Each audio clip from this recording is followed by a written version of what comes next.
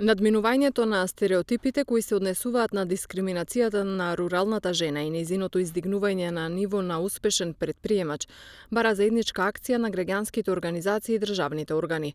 Во последното истражување на Зелена берза одговарале 351 испитаник, од кои 176 мажи и 175 жени. Дали жената дискриминирана во однос на мажите?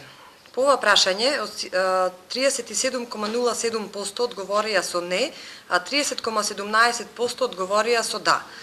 Сега, од овие 37,7% интересен е фактот дека машкиот пол сите одговорија дека жената не е дискриминирана во однос на мажот и затоа е голем процент на одговорите под не.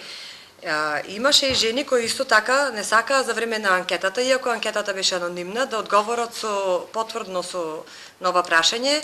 Меѓутоа, на крајот на разговорот, на крајот на анкетата, при разговор, признаа дека има дискриминација на повеќе полиња, од типот дека немаат имотно сопствено име, дека зависни се од превоз, немаат возачка дозвола, дека се финансиски позависни спрема мажите, немаат голема поддршка за студии, немаат се мажат млади и целосно со работата и во домот и во земјоделието немаат многу време за себе.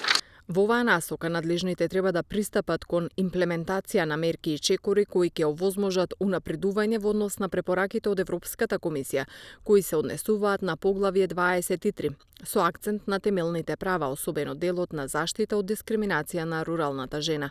Важна е едукацијата на руралната жена за нејзините темелни права, да придонесе кон социоекономското јакнење на руралната жена, но и да воспостави трајни врски со владата и надлежните министерства во процесот на спроведување на препораките на Европската комисија кои се однесуваат посебно на поглавје 23.